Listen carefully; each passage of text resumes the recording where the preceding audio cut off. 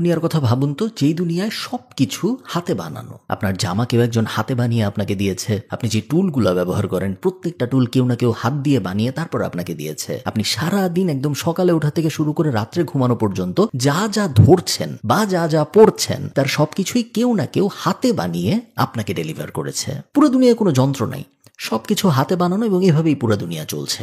অনেক অবাক মনে হতে পারে এখন, এবং আমরা ভাবতে পারি আজকে যে এরকমও কি হওয়া সম্ভব নাকি, বাট আমরা সবাই জানি যে একসময় আসলে দুনিয়া এরকমই ছিল। পৃথিবী ছিল খুবই সহজ, পৃথিবী ছিল খুবই সিম্পল। মানুষ সকালে উঠতো, মানুষ হয় নিজের খেতে কাজ করতো বা অন্য কারো খেতে কাজ করতো, অথবা খেতে যদি তারা কাজ না করে তাহলে ছোট ছোট ওয়ার্কশপ টপ ছিল, ওগুলায় কাজকর্ম করতো যেন যারা খেতে কাজ করতেছে তাদেরকে সাপোর্টিং টুলস প্রোভাইড করতে পারে। এবং তারপরে সন্ধ্যা হইতো, মানুষজন খাওয়া দাওয়া করে ঘুমায় যাইতো। বিনিময় প্রথা চালু ছিল, যে অনেক বেশি চাল ফলাতো, যে অনেক বেশি গম ফলাতো, তাদের দুজনের মধ্যে ইকুয়াল এক্সচেঞ্জ হইতো এবং এভাবেই দুনিয়া চলতেছিল। কোনো সমস্যা ছিল না, সবকিছু ঠিকঠাক ছিল। ফাস্ট ফরওয়ার্ড মাত্র কিছুদিন, মাত্র কয়েকশো বছর, এবং সবকিছু পুরোপুরি বদলায় গেল। এমন একটা রেভলিউশন আসলো, যে রেভলিউশনটা শুধুমাত্র একটা জিনিস বদলাইলো না, যে রেভলিউশনটা সবকিছু বদলাই দিল পৃথিবীর। আমরা কি খাই, আমরা কি করি, আমরা কি পড়ি, আমরা কি করব, আমাদের জীবনযাপন কিরকম হবে, কাকে আমরা বিয়ে করব, কি পড়াশোনা করব, আমরা প্রত্যেকটা জিনিস এই রেভলিউশনটা বদলে দিয়েছে। এবং এই রেভলিউশনটার নাম ইন্ডাস্ট্রিয়াল রেভলিউশন। আজকে আমরা ইন্ডাস্ট্রিয়াল রেভলিউশনের ব্যাপারে জানবো। চলেন শুরু করা যাক। 1800 সালের আশপাশের কথা যখন আমরা গল্প শুরু করছি তখন, এবং এই কাহিনীটা বেসড ইন গ্রেট ব্রিটেন। বেশিরভাগ মানুষ ওই সময় গ্রেট ব্রিটেনে ছিল সহজ সরল। তারা মোটামুটি আজকের দিনের একজন নিম্ন মধ্যবিত্ত যেরকম জীবনযাপন করে সেরকম জীবনযাপন করছিল 1800 সালে। গ্রেট ব্রিটেন তো অনেক বড়, সো গ্রামের দিকে থাকতো এই মানুষগুলা বেশিরভাগ সময়। আজকে আমরা যেসব শহর চিনি, লন্ডন টন্ডন, ওই সব শহরে কিন্তু ওই সময় কেউ থাকতো না। নিজেদের ছোট ছোট জমিতে তারা চাষ করতো, বা একটু আগে আমি যেটা বলছিলাম, অন্য কারো জমি আছে, সেই জমিতে সে চাষ করে, ওই চাষের জন্য কিছু যন্ত্রপাতি লাগবে, এসব যন্ত্রপাতি তো বানানোর জন্য ওয়ার্কশপ লাগবে। এই সব ওয়ার্কশপও কিছু মানুষ দিয়েছিল, যেখানে তারা এই ধরনের কাজকর্ম করতো যেন ওই ফার্মিং এর মানুষদের হেল্প হয়। এই দুইটা ছাড়া আরেকটা ক্যাটাগরির মানুষ ছিল যাদের ফার্মিং অত ভালো লাগতো না, তারা সাধারণত পশুপালন অ্যাঙ্গেলে চলে গিয়েছিল, তারা পশুপালন টালন করতো। এগুলোই ছিল মেইন ইন্ডাস্ট্রি ওই সময়, শুধুমাত্র গ্রেট ব্রিটেনের না, পুরো দুনিয়ার। যদিও ব্রিটেনের মানুষ সহজ সরল জীবনযাপন করতেছে, ব্রিটেন রাজ্য হিসেবে কিন্তু এত সহজ সরল জীবনযাপন করতেছে না। ব্রিটেন ওই সময় একটা পাওয়ার হাউস। আপনারা সবাই ইতিহাস পড়ছেন, বেসিক ইতিহাস আমরা সবাই জানি ব্রিটেনের। এবং ব্রিটেন ওই সময় একের পর এক রাজ্য দখল করে যাচ্ছে। ইউরোপের সবচেয়ে শক্তিশালী দেশ তো অবশ্যই ব্রিটেন, পুরো দুনিয়ারই সবচেয়ে শক্তিশালী দেশ তখন ব্রিটেন। তখন আমেরিকা পাওয়ার হয় নাই, এবং পৃথিবীর বিভিন্ন কোনায় কোনায় ব্রিটেন দখল করে রাজ্য বসাচ্ছে, দেশ কন্ট্রোল করতেছে। ইভেন ভারতবর্ষ এবং বাংলাদেশও দখল করছিল ব্রিটেন, এবং অনেকদিন পর্যন্ত কিন্তু ব্রিটেন এই ভারতবর্ষ শাসন করেছে, আমরা জানি। মোট কথা আমি যেটা বোঝাতে যাচ্ছি সেটা হলো, এমন কিছু নাই যেটা ওই সময়ের ব্রিটেনের ছিল না। বিশাল কয়লার রিজার্ভ, বিশাল আয়রনের রিজার্ভ, বিশাল একটা নেভি, যেই নেভিটা পুরা সমুদ্র দাপায় বেড়াতো পুরা পৃথিবীর, সবকিছু ছিল ব্রিটেনের ওই সময়ে। সবচেয়ে বড় যে জিনিসটা ব্রিটেনের ছিল, যেটা অন্য কোনো দেশের ছিল না ওই সময়, সেটা হলো একটা স্টেবল গভর্নমেন্ট। একটা স্টেবল গভর্নমেন্ট থাকা আসলে খুব গুরুত্বপূর্ণ ব্যাপার যে কোনো দেশের ইকোনমির জন্য। আপনি হয়তো ভালো বুঝবেন, যেহেতু বাংলাদেশে আমাদের স্টেবল গভর্নমেন্ট নিয়ে প্রায় ঝামেলা হয়। স্টেবল গভর্নমেন্ট যদি কোনো দেশে বা কোনো রাজ্যে না থাকে, তাহলে ওই দেশে পারতপক্ষে বাইরের থেকে দেখলে যদিও মনে হয় যে সবকিছু তো ঠিকঠাকই চলতেছে, বাট বিজনেসের দুনিয়ায়, ইনভেস্টমেন্টের দুনিয়ায়, মানুষের দুনিয়ায় ইন্টারনালি ম্যাক্রোভিউতে অনেক বাজে ধরনের এফেক্ট পড়ে। যেহেতু ব্রিটেনের ওই সময়ে একমাত্র দেশ ছিল ব্রিটেন যাদের এই সমস্যাটা ছিল না, খুব স্টেবল একটা গভর্নমেন্ট ছিল, রাজ্য অবস্থা খুব ভালো ছিল, ব্রিটেন খুব সুন্দর করে ফাংশন করতেছিল। আজকের দিনে যে পিছনে তাকায় আমরা প্রেডিক্ট করতে পারি যে পৃথিবীর কোনো একটা দেশে যদি ইন্ডাস্ট্রিয়াল রেভলিউশনের সূতিকাগার হওয়ার সুযোগ সৃষ্টি হতো, সেটা সম্ভবত ব্রিটেনই হইতো, এবং এক্স্যাক্টলি তাই হয়েছে। ইন্ডাস্ট্রিয়াল রেভলিউশনের প্রথম ধাপটা শুরু হয় গ্রেট ব্রিটেনে। এই ভিডিওর স্পন্সর ট্যাপসেন্ড, যেটা হলো এক দেশ থেকে আরেক দেশে টাকা পাঠানোর একটা অ্যাপ, যেটার iOS এবং অ্যান্ড্রয়েড দুইটা ভার্সনই আছে।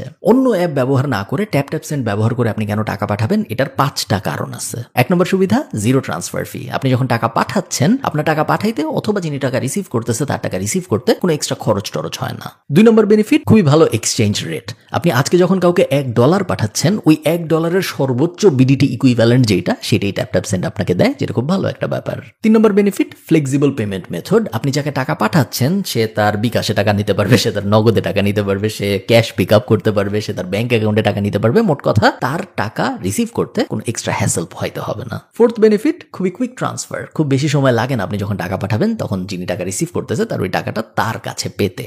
US, UAE, Canada, Europe, UK এবং অস্ট্রেলিয়া। এই 6 জায়গায় এই মুহূর্তে ট্যাপট্যাপসেন্ড অ্যাভেলেবল। আমি ডেসক্রিপশন এবং ফার্স্ট কমেন্টে সব বিস্তারিত দিয়ে দিব। এই অ্যাপ ডাউনলোড করতে তেমন কোনো ঝামেলা হয় না। এবং আপনারা যদি ফার্স্ট টাকা ট্রান্সফার করার সময় কেএফ কুপনটা ব্যবহার করেন, তাহলে আপনি যাকে টাকা পাঠাচ্ছেন তিনি 10 ক্রেডিট এক্সট্রা পাবেন। সো আপনি যদি $100 পাঠান, সে $110 পাবে। আপনি যদি 100 পাউন্ড পাঠান, তাহলে সে 110 পাউন্ড পাবে। কিন্তু আপনি যদি 100 দিরহাম পাঠান, তাহলে সে 150 দিরহাম পাবে। দিরহামের ক্ষেত্রে একটু বেশি পাওয়া যায়, বাট বাকি সব জায়গায় $10 করে এক্সট্রা পাওয়া যায়। চলুন আবার ভিডিওতে ফেরত যাই আমরা। মজার গল্প আমি আপনাদের বলি, আপনাদের ভালো লাগবে। ব্রিটেনে ওই সময় একদল মানুষ ছিল যাদেরকে বলা হইতো সেই সময়ের ইনভেন্টর, আবিষ্কারক সাধারণত 2 ধরনের মানুষ হইতো সেই সময় ব্রিটেনে। এক ধরনের মানুষ হলো যারা এলিট ক্লাসের মানুষ, তাদের ধরেন বাবার অনেক সম্পত্তি বা তাদের দাদার অনেক সম্পত্তি, তাদের আর তেমন কিছু করা লাগবে না জীবনযাপনের জন্য। পরের মিলটা, পরের খাবারটা কোথা থেকে আসবে এটা নিয়ে তাদের কোনো টেনশন নাই। তো তারা তাদের পুরো এফোর্ট দিত জ্ঞান আহরণের জন্য। তারা বইপত্র পড়তো, তারা বিভিন্ন জিনিস ঘাটাঘাটি করতো, এক্সপেরিমেন্ট করতো, এবং ওভাবে তারা আবিষ্কারক হয়ে যাচ্ছিল। আরেক ধরনের মানুষ ছিল যাদের বাপ মায়ের কিছুই নেই, যাদের দাদাদের কিছুই নেই, বাট এরা ছিল পুরা পাগল। এদের মাথার মধ্যে আবিষ্কারের নেশা ছাড়া অন্য কোনো কিছু আসতো না। এরা এটা কিভাবে হয়েছে, ওটা কিভাবে হয়, এটা কিভাবে করব, ওটা কিভাবে করতো, সারাক্ষণ এদের মাথার মধ্যে প্রশ্ন ঘুরতো যে পুরা পৃথিবী আসলে চলে কিভাবে, সব জিনিসপত্র আসলে চলে কিভাবে। এই 2 দলই ব্রিটেনে ওই সময় বেশ প্রেভেলেন্ট ছিল, অনেক বেশি ছিল। এবং এই 2 দল একটা বড় কারণ যেই কারণে ইন্ডাস্ট্রিয়াল রেভলিউশনটা ব্রিটেনে শুরু হয়েছে। এইরকম 2টা মানুষ ছিল যাদের নাম ছিল জেমস এবং রিচার্ড। ইংল্যান্ডের একটা ছোট্ট গ্রামে বসে জেমস নামের ওই লোকটা একটা অদ্ভুত জিনিস আবিষ্কার করে, যে জিনিসটার নামও দেয় স্পিনিং জেনি। স্পিনিং জেনি কি জিনিস আপনি নাম শুনে বুঝতে পারতেছেন। স্পিনিং যেহেতু আছে তার মানে ঘোরাঘুরির কোনো একটা ব্যাপার আছে। জেনি নামটার আসলে তেমন কোনো মানে নাই। স্পিনিং জেনির আক্ষরিক বাংলায় আমি আপনাদের সরাসরি বলে দিই এটা কি জিনিস। এটা হলো একটা সেলাই মেশিন। ওই সময়ে এই স্পিনিং জেনি আবিষ্কারের আগ পর্যন্ত, জেমস যখন এটা করলো তার আগ পর্যন্ত কাপড় সেলাইয়ের সিস্টেম ছিল খুব বেসিক। কাপড় আসবে, শুয়ে আমরা সুতা ভরবো, একজন মানুষ বসবে, সেই কাপড় বাম হাতে নিয়ে সুতা ডান হাতে নিয়ে, এবং তারপরে এভাবে ঘুরায় ঘুরায় সে সেলাই করতে থাকবে। জেমস যখন খেলতে খেলতে একদম অদ্ভুতভাবে স্পিনিং জেনি আবিষ্কার করে ফেলে, তখন পুরো দুনিয়াটা একটু অন্যরকম হয়ে যায়। সবাই ভাবে যে একটা জিনিস আমি ঘুরাচ্ছি, সাথে সাথে আরেক জায়গায় সেলাই হচ্ছে, এটা কিভাবে সম্ভব। জেমসকে নিয়ে শুরুর দিকে অনেক বেশি টানাটানি হয়, শুরুর দিকে সবাই অনেক অবাক হয়, বাট ওই সময়ের ব্রিটিশ কালচারটা না খুবই অ্যাসপায়ারিং এডুকেটিভ কালচার ছিল। মানে একটা টাইম কিন্তু ছিল, আমরা জানি অজ্ঞানতা অন্ধকারের যুগ যেটা বলা হয়, যেখানে কোনো জ্ঞান আহরণের চেষ্টা করলে অনেক সময় তাদেরকে মেরে ফেলা হইতো। যে সূর্য পৃথিবীর চারিদিকে ঘুরে নাকি পৃথিবী সূর্যের চারিদিকে ঘুরে, এটা নিয়ে কিন্তু মানুষজনকে আগুন টাগুনে পুরো মারা হয়েছে এক সময়। বাট ওই সময় ব্রিটেনের অবস্থা এরকম ছিল না। ওই সময় নতুন কেউ যদি কোনো কিছু আবিষ্কার করতো তা করতো। জেমস ওর ছোট্ট টাউনে মোটামুটি ইনস্টাগ্রাম ইনফ্লুয়েন্সার হয়ে যায় ওই সময়। ওই সব জায়গায় যায় দেখা, ওখানে কিছু ফ্যাক্টরি ছিল যে, আরে গাধা তুমি কি সেলাই করতেছ হাতে, তুমি এই মেশিনটা নাও, আমি বানাইছি এটা, এখানে ঘুরাবা, ওখানে সেলাই হইতে থাকবে। তুমি একদিনে কয়টা জামা বানাও? 3টা। এই মেশিনটা ইউজ করো, একদিনে তুমি চাইলে 40টা জামাও বানাইতে পারবা। জেমস যখন ইংল্যান্ডের এক গ্রামে এই কাহিনী করতেছে, ওই একই সময় রিচার্ড ইংল্যান্ডের আরেক গ্রামে আরো অদ্ভুত একটা কাহিনী করে বসে। রিচার্ড একদিন রাস্তা দিয়ে হাঁটতেছিল নদীর পাশ দিয়ে। সো নদীর পাশ দিয়ে যখন হাঁটতেছে, ও দেখে যে একটা বাঁধ। সো নদীতে একটা বাঁধ দেওয়া, এবং বাঁধের কারণে অনেক ফোর্সে পানি পড়তেছে। তো রিচার্ড ওইটা দেখা ভাবে, হঠাৎ ওর মাথায় আসে যে এই ফোর্সের পানির সামনে যদি আমি কোনো একটা কিছু বসাইতে পারি, তাইলে ফোর্সের পানি ওইটার গায়ে যখন হিট করবে তখন একটু অ্যাঙ্গুলার মোমেন্টাম পাওয়া যাবে। তো রিচার্ড এটা মাথা থেকে সরাইতে পারে না, এবং ও বাসায় যে ছবি টবি আঁকে, এবং ফাইনালি ও একটা জিনিস বানায় যেটার নামও দেয়, খুব বেসিক নাম, water frame. Water frame individually অত বড় আবিষ্কার না, আবার জেমসের স্পিনিং জেনিও অত বড় আবিষ্কার না। বাট আপনি যখন জেমসের স্পিনিং জেনির, যেটার এক মাথা ঘুরাইতে হয়, ওই ঘোরানোর মাথাটা ওয়াটার ফ্রেমের সাথে কানেক্ট করবেন, তখন খুব অদ্ভুত একটা ব্যাপার হয়। কি ব্যাপার? তখন আমাদের আর ঘোরানোর জন্য কোনো মানুষ লাগে না। মানুষ অনেক আস্তে আস্তে ঘুরায়, পানি এত আস্তে আস্তে ঘুরায় না। মানুষ একসময় টায়ার্ড হয়ে যায়, পানি কখনো টায়ার্ড হয় না। এবং আমরা পৃথিবীর প্রথম একটা অটোমেশন ওয়ার্ক ফ্লো পাই, যেখানে মাত্র একজন মানুষ লাগবে যে কাপড় ইনজেক্ট করবে এবং উপাস থেকে কাপড় টানবে। পুরা প্রসেসটা অটোমেটিক্যালি হবে 2টা মেশিনের সাহায্যে, জেমসের একটা মেশিন এবং রিচার্ডের একটা মেশিন। কনসেপ্ট খুবই সিম্পল, বাট এই জিনিস যদি না হইতো আজকে আমি আপনি এত জামা কাপড় পরতে পারতাম না। এবং এইটাকে বলা হয় ইন্ডাস্ট্রিয়াল রেভলিউশনের একদম ফার্স্ট স্টেপগুলার একটা। এই আবিষ্কারটা পুরা দুনিয়াকে প্রথমবারের মতো দেখায় যে না, 1 ঘন্টার কাজ করলে 1 ঘন্টারই যে আউটপুট পাওয়া যাবে ব্যাপারটা ওরকম না। 1 ঘন্টার কাজ করে 100 ঘন্টার আউটপুটও পাওয়া যাইতে পারে। আমাদের শুধুমাত্র দরকার রাইট টুলস এবং রাইট সিস্টেম। আচ্ছা, বেসিক গল্প থেকে আমরা একটু অন্যরকম ইঞ্জিনিয়ারিং এর গল্পে আসি, কারণ এই গল্পটাও ইন্ডাস্ট্রিয়াল রেভলিউশনের জন্য খুব গুরুত্বপূর্ণ। তো একদিকে তো এরকম ছোট ছোট আবিষ্কার হচ্ছে, আমি 2টার এক্সাম্পল দিলাম, বাট এরকম আবিষ্কার ওই সময় রেগুলারলি হচ্ছে ব্রিটেনে। আপনারা জানেন ওই সময় পৃথিবীর সবচেয়ে বড় ইন্ডাস্ট্রিগুলোর একটা ছিল মাইনিং ইন্ডাস্ট্রি। তার কারণ মাইনিং ইন্ডাস্ট্রি একমাত্র ইন্ডাস্ট্রি ছিল যারা অনেক টাকা ঢালতে পারতো তাদের কাজের পেছনে। তারা বড় মেশিন কিনতে পারতো, কারণ তারা সোনা বের করতেছে মাটির ভিতর থেকে, তারা কয়লা বের করতেছে মাটির ভিতর থেকে, তারা তেল বের করতেছে মাটির ভিতর থেকে। সো তাদের যেহেতু বড় ব্যবসা ছিল, সো তাদের রিসোর্স ইনভেস্ট করার ক্যাপিটালও ছিল অনেক। নিউকোম্যান্স ইঞ্জিন বলে একটা ইঞ্জিন ছিল, এই ইঞ্জিনটা মাইনিং ইন্ডাস্ট্রিতে অনেক বেশি ইউজ হইতো। খুব বেসিক একটা ইঞ্জিন ছিল এবং এই ইঞ্জিনের মেইন কাজটা ছিল, এটা আসলে মানে ইঞ্জিন বলাটা একটু বেশি, এটা একটা পাম্প, এবং এটার কাজটা ছিল যে মাইন যখন করা হবে তখন ওই মাইনিং এর ভিতর থেকে পানি বের করে আনার জন্য এই পাম্পটা ব্যবহার করে বা এই ইঞ্জিনটা ব্যবহার করা হইতো ওই সময়। এই নিউকোম্যান্স ইঞ্জিন কিভাবে কাজ করতো শুনলে আপনারা অবাক হয়ে যাবেন। প্রথমে কয়লা দিয়ে পানি গরম করা হইতো বাইরে, ইঞ্জিনটা যেখানে আছে তার বাইরে কয়লা দিয়ে পানি গরম করা হইতো যেন স্টিম পাওয়া যায়, ধোঁয়া পাওয়া যায় পানির, বা পানির বাষ্প পাওয়া যায়। এই বাষ্পটা একটা সিলিন্ডারের ভিতরে জমা হইতো এবং তারপরে প্রেসার আসতো, সেই প্রেসারটা একটা পিস্টনে যাইতো এবং তারপর ওই পিস্টন প্রেসার দিয়ে পানি বাইর করতো। কিছুক্ষণ পরেই দেখা যাইতো যে বাষ্প শেষ হয়ে গেছে, বা যে পানি গরম করতেছিল সেই পানি পুরোই শেষ হয়ে গেছে, অথবা সিলিন্ডার ঠান্ডা হয়ে গেছে এবং পুরো প্রসেস আবার নতুন করে করতে হইতো। অনেকটা খাজনার থেকে বাজনা বেশি টাইপ অবস্থা। অনেক সময় দেখা যায় তো পানি গরম করার জন্য যে পরিমাণ কয়লা খরচ হয়েছে ওই পরিমাণ কয়লা উৎপাদনই করা যায় নাই ওই দিন। তো দেখা গেছে যে ইনভেস্টমেন্ট বেশি নেগেটিভে চলে গেছে আমাদের ইবিটটা, এরকম একটা সিচুয়েশন চলে আসতো প্রায়। স্কটল্যান্ডের একটা ছেলে এই মাইনিং ইন্ডাস্ট্রিতে কাজ করতো এবং ওর মাথায় একটা বুদ্ধি আসে। অনেক অনেক কষ্ট করে, অনেক অনেক রিসার্চ করে, অত ডিটেলে আমরা যাব না, ও এমন একটা সিস্টেম আবিষ্কার করে যাতে এই স্টিম ইঞ্জিনের কনসেপ্টটাই পুরোপুরি বদলায় যায়। এরকম আর লাগে না যে বাইরে পানি বাষ্প করে করে ওরকম করা লাগতেছে, পানির কুলিং এরও একটা নতুন সিস্টেমও বানায়। এই ছেলেটার নাম আপনারা সবাই জানেন, এটলিস্ট এই ছেলের লাস্ট নেম আমরা সবাই জানি। পুরা নাম জেমস ওয়াট এবং লাস্ট নেম ওয়াট। এই ছেলের নামের লাস্টে যে ওয়াট কথাটা আছে, এই ওয়াট যে এনার্জির পরিমাপক, এনার্জির যে একটা ইউনিট, এই ব্যাপারটা কিন্তু এই ছেলের লাস্ট নেম থেকেই আসছে। পুরা দুনিয়া যে একটা পাওয়ারফুল স্টিম ইঞ্জিন পাইলো, এইটা জেমস ওয়াটের কৃতিত্ব। আচ্ছা, এখন মজার কাহিনী, সায়েন্স টাইন্স বাদ, ব্যবসায়ীরা চলে আসলো সিনে। তুমি এই জিনিস আবিষ্কার করছো, খুব ভালো কথা।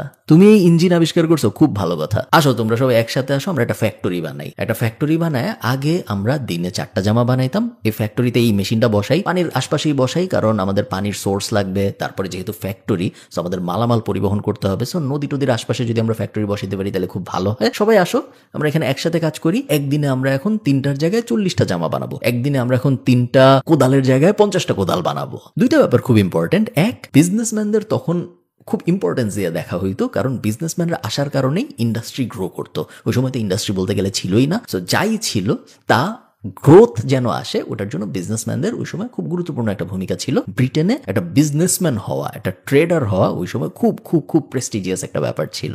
সেকেন্ড ব্যাপার, আপনারা অলরেডি বুঝে গেছেন একটু আগে আমি যেরকম বললাম, পারফেক্ট লোকেশন ফ্যাক্টরি সেটআপের জন্য সবসময় চুজ করা হইতো নদীর পাশে, এবং এই কারণেই ইংল্যান্ডে টেমস নদীর আশপাশে বসতি অন্যান্য অনেক জায়গার থেকে অনেক আগে হয়েছে। শুধু ইংল্যান্ডে না, আপনি যদি পুরা দুনিয়ার দিকে তাকান আপনি দেখবেন নীল নদের আশপাশে বসতি বেশি হয়েছে। ইভেন বাংলাদেশের দিকে যদি আপনি তাকান আপনি দেখবেন বুড়িগঙ্গার আশপাশেও বসতি কিন্তু অনেক আগে হয়েছে কম্পেয়ার টু লেটস সে টাঙ্গাইলের একটা কোনায় বসতি। তার কারণ নদীর আশপাশে ফ্যাক্টরি বসতো, ফ্যাক্টরিতে কাজ করতে পুরা দেশ থেকে মানুষ আসতো। এই মানুষ তো ফ্যাক্টরিতে কাজ করে আবার চলে যাবে না, এই মানুষ তখন আশপাশেই বসতি খুঁজে বের করার চেষ্টা করতো। ওই যে মানুষ আশপাশে বসতি খুঁজে বের করার চেষ্টা করতেছে, এই কারণে আশপাশে বসতি বানাইতো মানুষজন। সো নদীর আশপাশেই সবসময় ফার্স্ট রেভলিউশনটা হইতো এবং তারপরে আস্তে আস্তে ওই রেভলিউশন ছড়াইতো।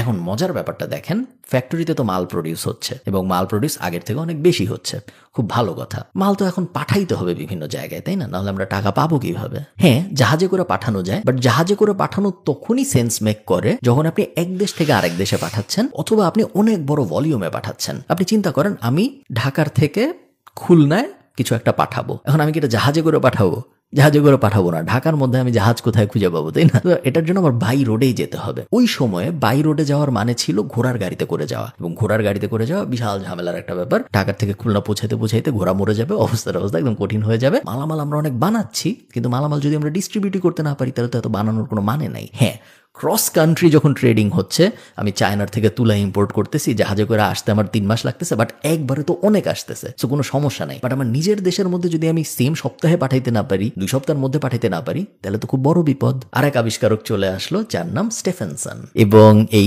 স্টেফেনসনকে বলা হয় দ্য ফাদার অফ রেলওয়ে। 1820 সালে এই লোকটাই প্রথম দুনিয়াকে দেখায় যে ভাই, আপনি যদি একটা স্টিম ইঞ্জিনের লোকোমোটিভ ট্রেন নেন এবং আয়রনের 2টা লাইন বসান মাটিতে, এবং সেই আয়রনের 2টা লাইনের উপরে যদি আপনি এই লোকোমোটিভ ইঞ্জিনের ট্রেনটা বসান এবং তারপর ইঞ্জিনটা অন করেন, এই ট্রেন পড়ে যায় না। এই ট্রেন এই আয়রনের লাইনের উপর দিয়ে যাইতে থাকে এবং বেশ তাড়াতাড়ি যায়। চলে আসলো ট্রেন, এবং ব্রিটিশরা তারপর 100-150 বছর পাগলের মতো ট্রেন লাইন বানাইছে। নিজের বানাইছেই ওরা যেসব জায়গায় টেরিটরি ক্যাপচার করে রাখছিল, বাংলাদেশ, ভারতবর্ষ, আফ্রিকা, সব জায়গায় ওরা ট্রেন বানাইছে এবং ট্রেনের লাইন বানাইছে। তার কারণ ট্রেনের লাইনের থেকে এফিশিয়েন্ট প্রোডাক্ট ট্রান্সপোর্ট সিস্টেম ওই সময়ে পৃথিবীর অন্য কোথাও ছিল না। ট্রেন ছিল লাস্ট স্টেপ ইন্ডাস্ট্রিয়াল রেভলিউশনটা একদম পার্মানেন্টলি বসে যাওয়ার এবং পুরা দুনিয়ার ওই পার্মানেন্ট শিফটটা হওয়ার। এখন আপনি আমাকে বলেন, ইন্ডাস্ট্রিয়াল রেভলিউশন ব্যাপারটা কি ভালো ছিল? এটাকে অনেকভাবে উত্তর দেওয়া যায়। আমি আপনাকে কয়েকটা জিনিস বলি এবং তারপরে আমি আপনাদের কাছ থেকে কয়েকটা জিনিস জানতে চাই। আগে মানুষ একদিনে 4টা জামা বানাইতো। জামার ডিমান্ড ছিল ধরেন দিনে 100। যেহেতু 4টা জামা মাত্র বানাইতে পারতেছে, জামার ডিমান্ড 100, ডিমান্ড এবং সাপ্লাইয়ের কারণে ডিমান্ড অনেক বেশি, সাপ্লাই অনেক কম, জামার দাম অনেক বেশি। জামার দাম যেহেতু অনেক বেশি, তার মানে শুধু এলিট ক্লাসের মানুষই ভালো ভালো জামা পরতে পারতো। আপনারা 1600, 1700, 1800 ছবি টবি যদি দেখেন, আপনারা দেখবেন কেউ ভালো জামা পরে নাই। মানুষজন খুব মানবেতর জীবনযাপন করতে, বেসিক জিনিসপত্র পরে আছে, খুব আহামরি কিছু করতে পারতেছে না। কাট টু 100 বছর পরে আপনি যদি 1950s এর ফটো, 1970s এর ফটো, 60s এর ফটো, 40s বা 30s এর ফটো লিখে আপনি সার্চ দেন, আপনি দেখবেন মানুষ বেশ পশ।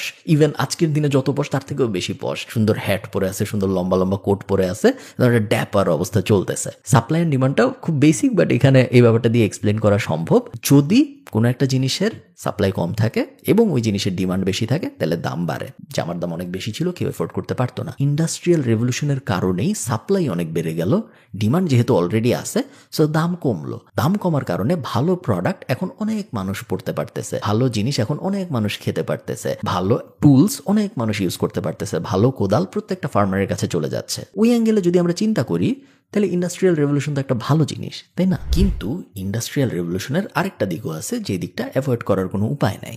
ইন্ডাস্ট্রিয়াল রেভলিউশনের আগে মানুষ অনেক হ্যাপি থাকতো, এবং ইন্ডাস্ট্রিয়াল রেভলিউশন আসার পরে মানুষের জীবন থেকে ফ্রিডম কমা শুরু হয়। আগে মানুষ সেলফ সাফিসিয়েন্ট ছিল, তার নিজের জমিতে সে কিছু ফলাইতো, বা তার আশপাশে পাড়া প্রতিবেশী যারা ছিল তাদের কোনো একটা জমিতে সে কিছু একটা ফলাইতো, বা তার একটা পশুর খামার ছিল, বা সে একটা ছোট্ট দোকান টাইপ ছিল যেখানে সে বিভিন্ন টুলস বানাইতো, এবং তারপর বিনিময় প্রথা ব্যবহার করে তার দিন দিন চলতো।